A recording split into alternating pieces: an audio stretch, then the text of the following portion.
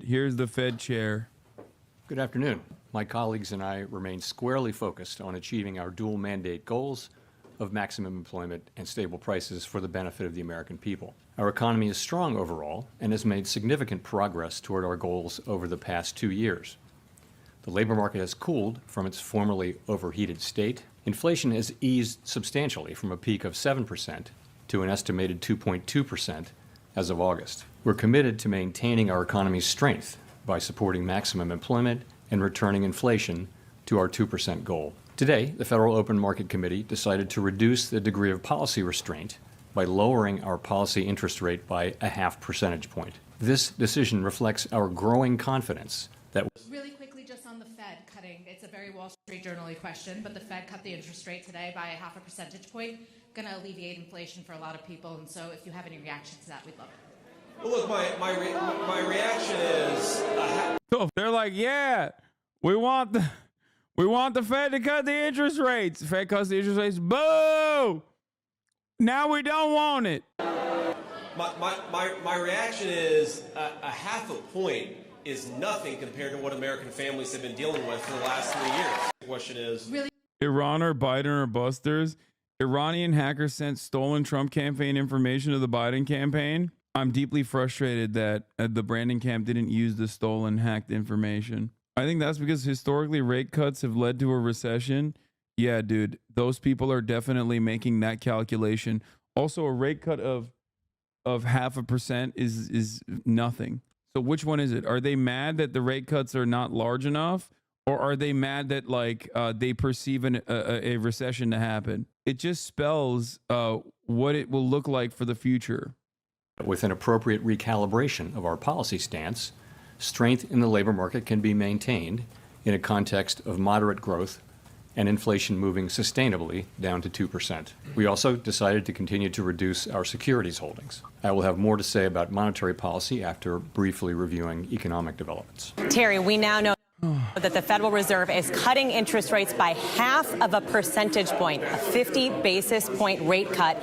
That is bigger than it had been originally expected. On the bigger side of things, when you think about this move from the Fed, this is an historic move, the first rate cut in 4 years from the Federal Reserve, and now it is sending a very clear signal that it is taking this fight seriously, that it wants to preserve the jobs market. In its statement, it makes that clear that it is making a 0.5 point rate cut to try to preserve the jobs market, with inflation now closer to its target. So again, Terry, a lot of division going into this. The Fed went bigger. It went with that 0.5 point rate cut.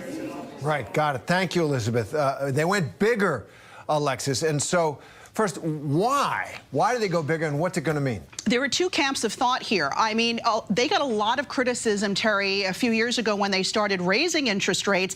Many thought they were too late to react to what was happening during the pandemic, and that's why inflation really got away from them when we saw inflation hit a 40-year high. So there were some who said, look, you need this aggressive 0.5 point cut now to help out the job market, which has been slowing down, and to prevent the economy from maybe moving in the opposite direction, slowing down so much that we would possibly tip into a recession maybe later next year. Others are saying a 0.5 point is that it could actually, believe it or not, fan inflation again, because it might be a stimulant for the economy. There are some who thought a 0.25 point cut was the way to go. If you look at the number here on the screen, a live number of the Dow Jones Industrial Average rallying now more than 260 points. Clearly, Wall Street believes that the Fed did the right thing and that it was time for this 0.5 point aggressive interest rate cut.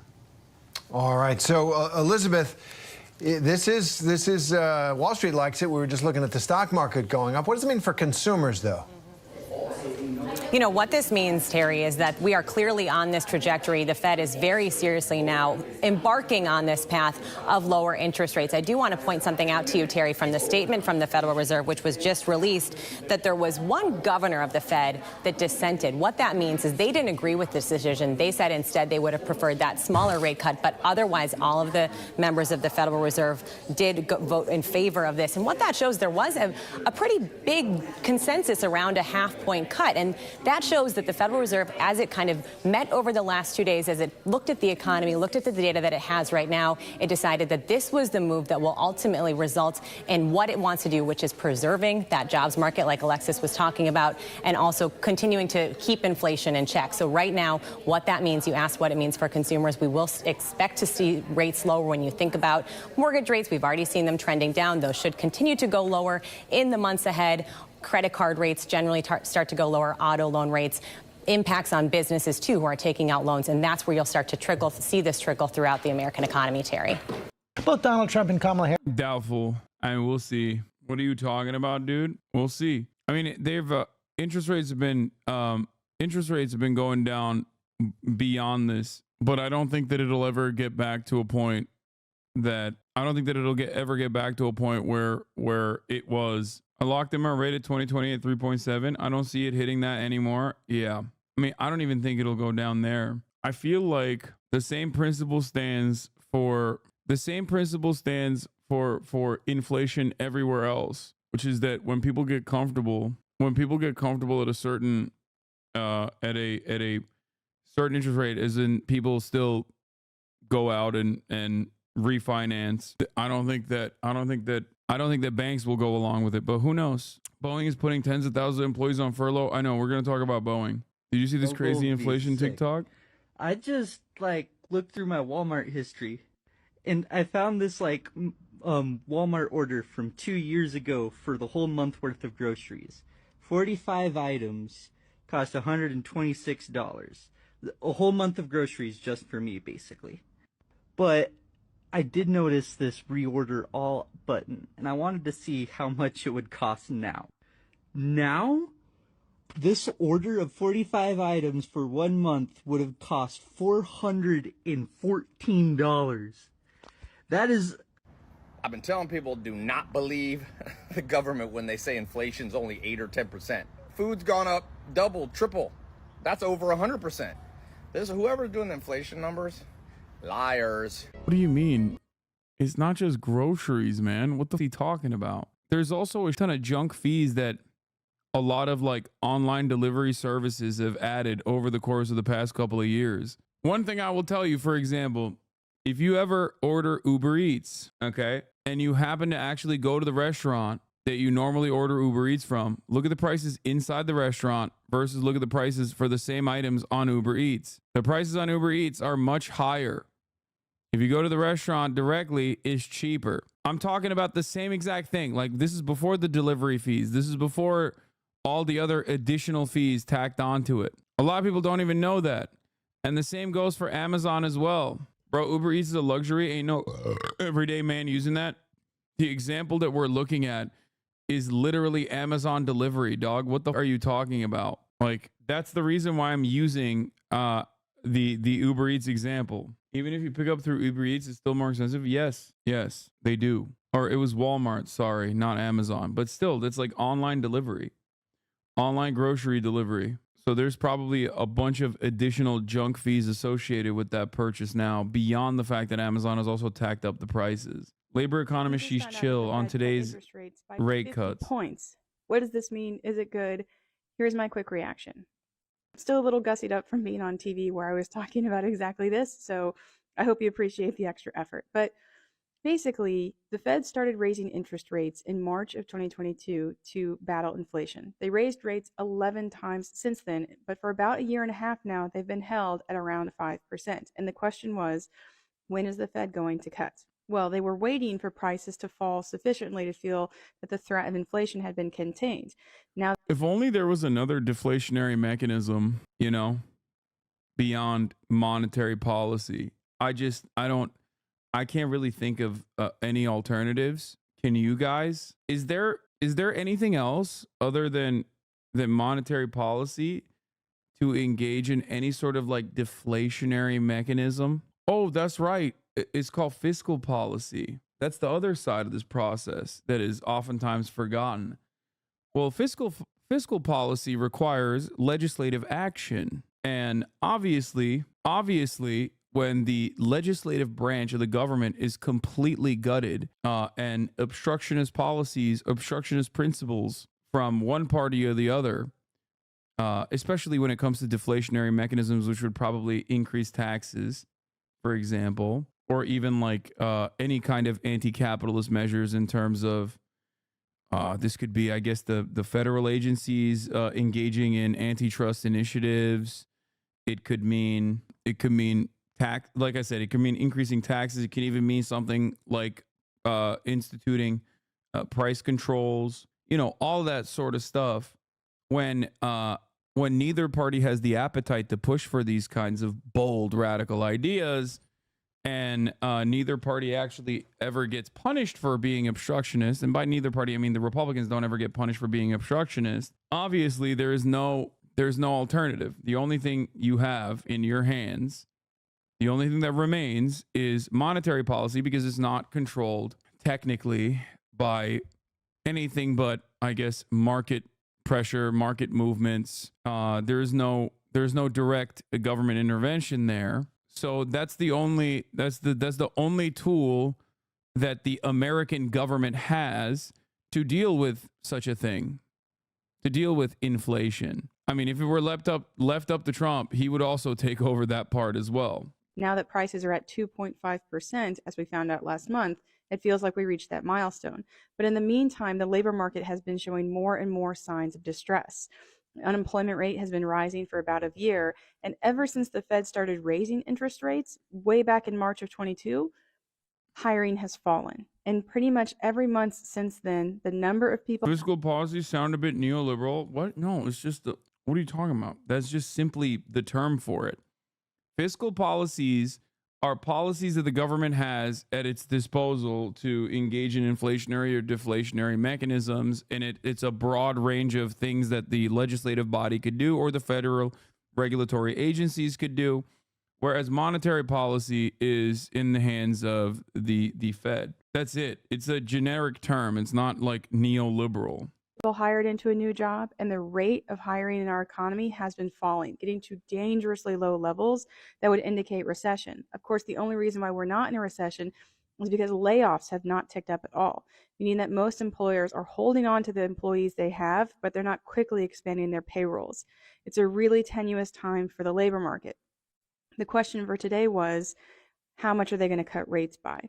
If it was 50 points versus 25 points, really signals how committed the Fed is to the labor market. 50 points is what I thought the data suggested, and what I had just said on TV, that if you look at hiring, if you look at the number of jobs added, if you looked at the change in the unemployment rate, the Fed has little room for maneuvering here. They have to cut by 50 just to make sure that they telegraph to everyone that the labor market matters and that what workers are going through matters. Employers have made it through this fight against inflation without cutting jobs, but we don't know how much longer they're going to wait to do that. So this was a good signal. A lot of people thought maybe they would go for 25 instead. The reason for that, though, was not so much about data as it was narrative. If they go by 50, does it look like they're helping Kamala? If they go by 50, does it look like they're actually panicking? If they go by 50, is that just because what the market wants? The data indicated they should cut by 50. The narrative indicated that they might cut by 25, but they went with 50. I'm really happy they did. It's going to show kind of an immediate effect in interest rates. The stock market's probably going to go up by a lot to the extent that that matters to you. But it's a really good signal to send to employers that borrowing is about to become cheaper. And hopefully they're going to respond by expanding their payrolls, because that is what the labor market needs right now. But I thought they were hiring a lot. I just don't understand it. Not these last round of jobs numbers, which caused the Fed to respond in the way that they did. But for the past couple of years, we've been hearing that like hiring is back on the menu. There's so many readily available jobs out there. The situation in the job market is so dire that it led to like people considering a new term, I guess, or maybe it was an old term. It's new to me. Ghost jobs. The notion that like a company wants to make it seem like they're hiring as though they're expanding, but they're not actually hiring. I work in finance, not even close. I literally have you playing in the background. I'm applying for a second job while being a full-time student. Low-paying jobs are open. Mid to high-paying jobs aren't. Anyway, that's what's been happening to me since I got laid off last January. At least 35% of HR professionals have admitted to posting ghost jobs according to surveys. What? I don't know what that is. So show me the data. I would like to look into that. I think a lot of this stuff I think a lot of this stuff is just fake in general because of the financialized aspect of our entire economy. It's more so just about like confidence in a stock, and the way that most corporations move is not about like widgets in a widget factory and who gets to produce those widgets any longer. This is your output, this is your revenue, and this is the operational cost. It's not like that. It's more so just confidence. People will yell at me and say I'm wrong for this and say classic socialist doesn't know enough about the economy. And I agree. Certainly not my strong suit. But when I look at this stuff, I personally see, what is this? Thanks for skipping my message. You know, it's really going to suck if the people who love their comfy life are going to have to go back to backbreaking work. Did you hear the booed when he said the Fed cut interest rates? I didn't skip your message. I watched the video. Looking for work is a struggle, and headhunters are making it even harder. More than 8 in 10 recruiters say they post ghost jobs. Jesus Christ. But hey, if the company has job openings, that kind of cuts away at the layoff. That cuts away at the layoffs and the impact that the layoffs might have. It just simply looks like they're restructuring, you know? It just simply looks like they are restructuring. So it's not as bad as like the company's actually doing horribly. So it's probably a way to withstand additional market scrutiny. And no, they fire the high salaried employees and hire at lower salaries. They don't even do that. With the way technological improvements work, and especially with like additional pressure attached to your loss of job in the United States of America, which implies that you'll lose, in many instances, your visa status. If you're if you're a visa employee, or your health care, or paying off your debts that you have incurred in an effort to become a more productive member of the labor force for a crumb of potential upward social mobility. The real fear, due to having no safety nets that will catch you if you fall, Americans can be forced to work 2 people's jobs.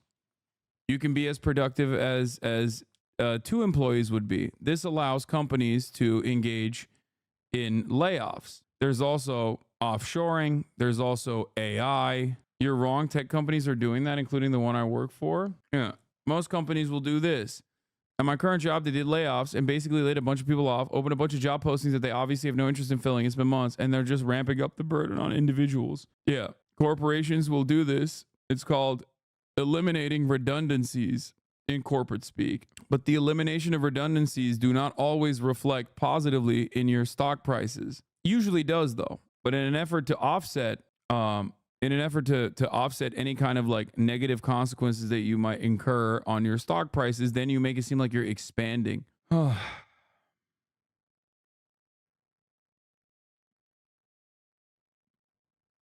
This is at the heart of many of the this is one of the problems that many labor unions engage with. Specifically, one example I'll use is nursing unions. Nurses unions oftentimes will either go on strike due to the fact that both in the UK and also in the United States of America, nursing unions regularly go and demonstrate or go on strike all around the country. The reason for why they do that, or the demands that they have usually, is to hire more nurses, okay? Because nurses are overworked. They can't get paid leave. They can't get time off. And the nurse-to-patient ratio goes up. The patient-to-nurse ratio goes up year over year. This also obviously makes their output worse in general. If you're a nurse and you're taking care of 4 patients as opposed to now 10 patients, you're going to do a better job taking care of 4 patients, okay? If there is, if the hospital network, which is what they usually do for the record, if the hospital network looks at that and goes, oh, you guys are striking? Okay, we're going to hire more traveling nurses. We're going to get scabs, okay? And we're going to weather this storm, which is what many hospitals do. Inevitably, you'll be forced back into making concessions, not getting even half of the demands that you've made, and getting them back to work. Hospitals would rather spend a ton more on traveling nurses than actually give the existing full-time nurses and their staff the very reasonable demands that they make. This is just one aspect of the labor force, but it happens everywhere, okay? It happens everywhere. A lot of people are asking for more people to be hired. Why are they asking for more people to be hired while keeping the pay rates the same or maybe a little bit better? It's because they want like less of a workload. This is one of the unnoticed aspects, which is why a lot of leftists will look at productivity and then compare it to wage stagnation. Because in comparison to productivity skyrocketing over the course of the last 30, 40 years, wages have remained completely stagnant. And in the process, when productivity goes up, but wages remain stagnant, profits go up. And when profits go up, there's more cash on hand for companies to engage in what used to be illegal, but is now totally legal and valid. What used to be considered market manipulation, but is now totally invalid, stock buybacks. And if they're not going to do stock buybacks, oftentimes they'll invest in R&D. But that R&D under normal conditions is supposed to make it easier. It's supposed to lighten the burden of the existing labor force. But all of that money that goes into R&D, that goes into automation, will actually be used to reduce the size of the labor force, because if you have better technological improvements in your productive output, you can simply make 3 guys do the work that previously 10 guys used to do. This is how it works. We watching the big boy speak? Who's the big boy? What's the point of these fake job offers then? Fake job offers simply make it seem as though the company is not in a dire circumstance.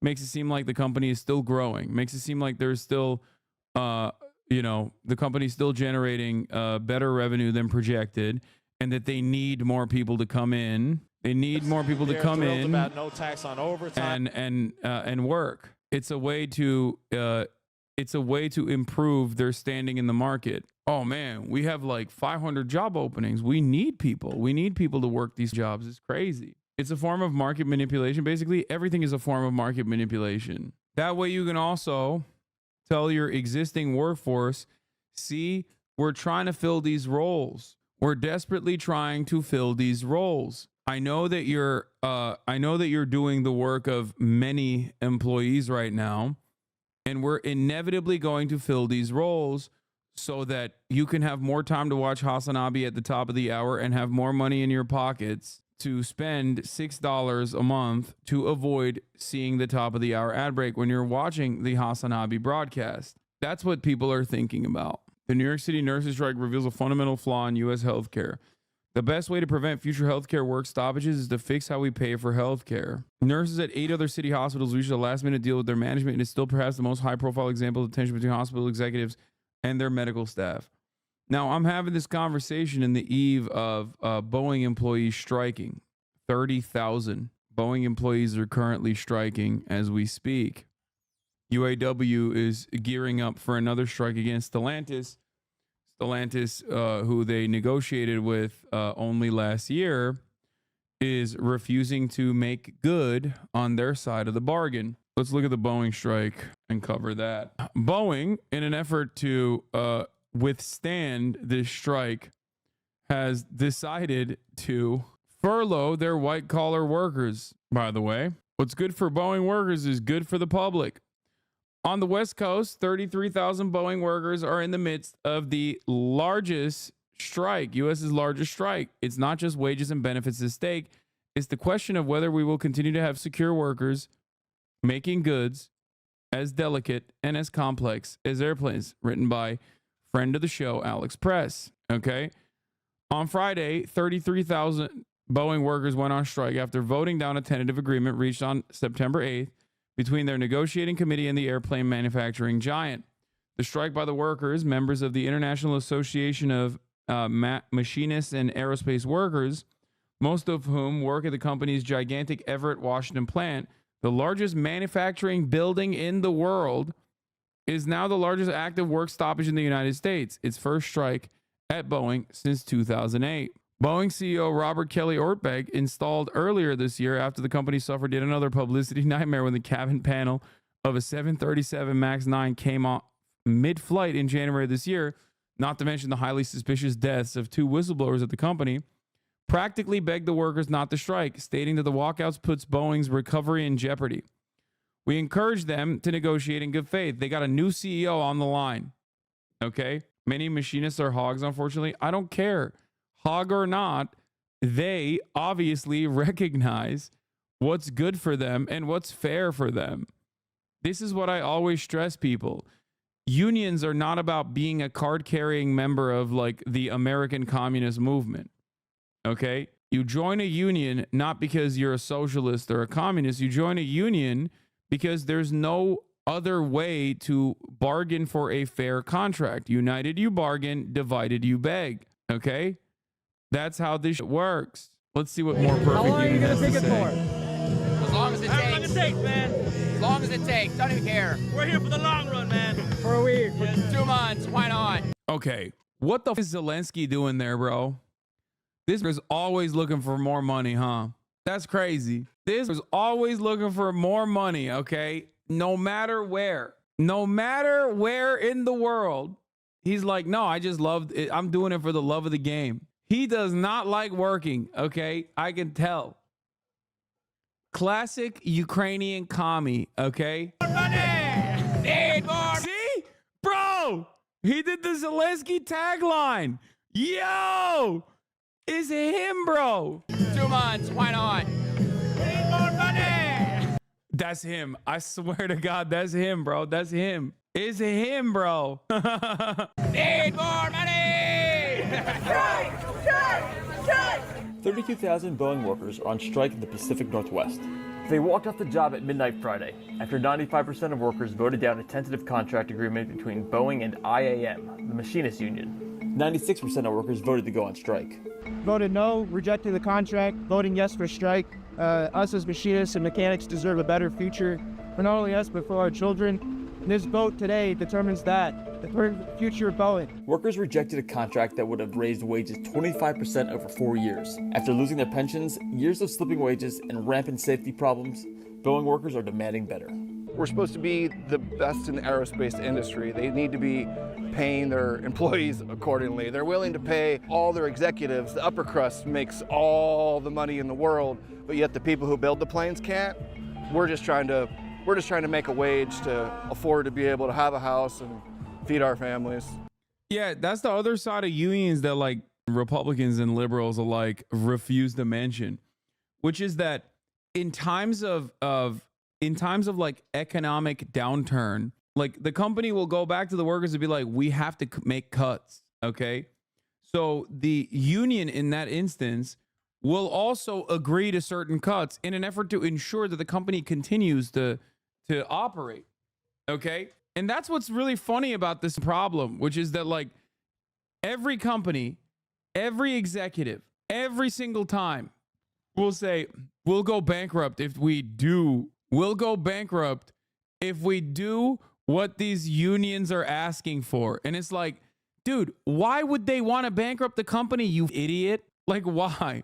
Why would they? Then they won't make any more money after that. No, they just want a larger percentage of the profits that they are creating for you. There is no value without labor.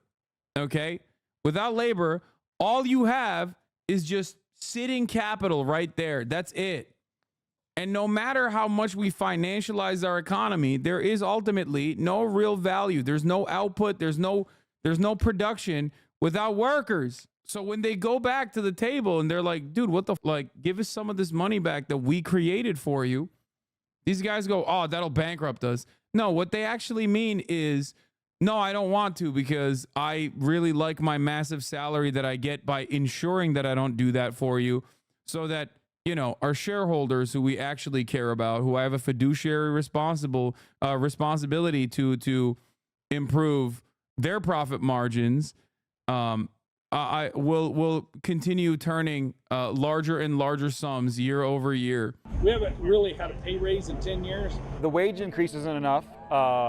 Just over the last 7 years, I've lost 23% of my buying power due to inflation. The cost of planes have gone up, but our wages have not.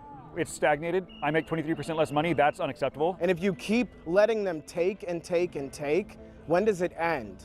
Soon we'll have nothing left and we'll just have to accept the thing they can throw in our face. We've been seeing that they've done for the last 16 years when we've been in this pigeonhole of a contract, what they've done for their upper level and their management. Yes, fiduciary responsibility means legally, they legally have to do the thing that makes the shareholders the most money, okay? That is what the fiduciary responsibility is. They've been willing to bend over backwards and give them, you know, $20 and $30 million plus bonuses where they can't even support their employees that build the plane. The future of Boeing is precarious as the company struggles with a crisis of its own design, overwhelmed by safety problems and deluged with criticism after nearly 2 decades of financialization. Well, problems continue to mount for U.S. aerospace company Boeing after another string of international safety incidents. The NTSB says this photo shows the failed Alaska Airlines door plug still on the Boeing production line without at least 3 of the 4 bolts to hold it in place. Our goal is to make sure. Here's what they did, by the way.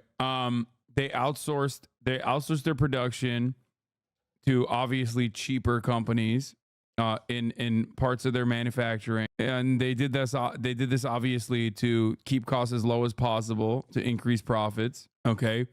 They relied on like internal manufacturing less and less. They also dropped the standards on their own personal manufacturing, but they literally cut corners every step of the way. And with the increase of additional money that they got, they went and they did stock buybacks. Is Murad out there protesting? Dog, this is in Washington. What are you talking about? This is the manufacturing facility in an entirely separate division at Boeing. Okay, he is not a machinist, nor a part of Boeing that is unionized. That Boeing makes the necessary changes and has the right tools in place to sustain those changes. I really think that when you talk to people on the floor, we want to do a better job. We want the environment that helps us make that safe, quality work, and we expect Boeing to provide it. Are you worried about company's financial state? Nope, because they did this themselves, not us. Workers are looking for input into production, with bonuses for delivering the safe planes that Boeing has regularly sabotaged. We're going to be here for a long time. The deal's going to take a little while. It's definitely not going to happen overnight, and most of us are definitely prepared to be here a long time. Anyway, law tip: corporations possess a fiduciary duty to their shareholders to ensure said shareholders make the most money possible. If corporate boards don't do what is best for the profit of the shareholders can literally sue them for a buttload of money. Can I kiss you on the cheek in TwitchCon just once, please? No, please don't do that. Not exactly correct. They span off part of the company, Spirit Aerosystems, into a separate company, hoping it would have extra customers. But still, 70% of its revenue is from Boeing. With 2 companies instead of 1, there are communication and quality issues. I mean, they bought Spirit Aerosystems, which was a separate company, if I'm not mistaken. But what I'm saying about outsourcing is true. Trump has taken the stage. Our big boy is taking the stage. Does anyone have the link?